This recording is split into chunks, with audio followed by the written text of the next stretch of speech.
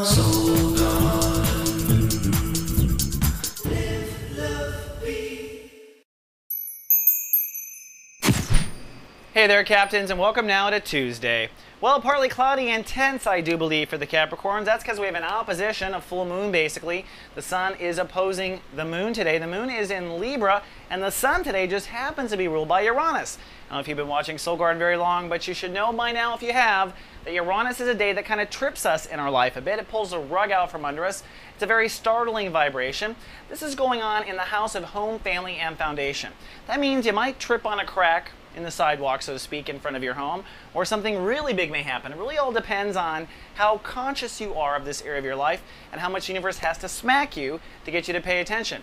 Now, the point is for you to just kind of see outside the box. The universe is trying to get you to grow. We're in chapter 2 of the Sun in Aries. The Sun in Aries for you means it's in the house of home, family, and foundation, which means you are really rethinking your home life, your family life, and everything else in that capacity during this month. It happens every year this time. Whenever the Sun's in Aries for Capricorns, they rethink home. I talked about this about a week ago, where a lot of Capricorns I know do their spring cleaning right now. That's just one little facet of the same kind of thing.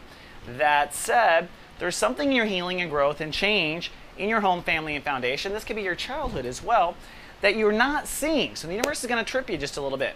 On top of that, the moon is in Libra today in the house of career. So emotionally, you're kind of tied to career or legacy, and that's really pulling on whatever needs to go on in the house. In fact, it's likely that something in your career will actually trip up the issue in the house because they're opposing, which is a full moon, right? That's when the world goes crazy during a full moon. It's because there's an opposition in a full moon.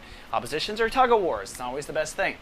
One last thing I do want to point out, though, on a good note, Venus. I want to remind everybody of Venus. Now, Venus is almost done in its Taurus tour. It's got about 10 more days or so. It's in the house of creativity for you.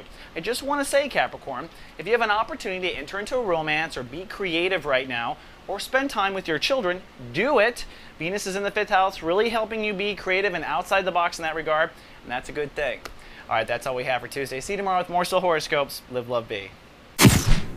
Soul Garden.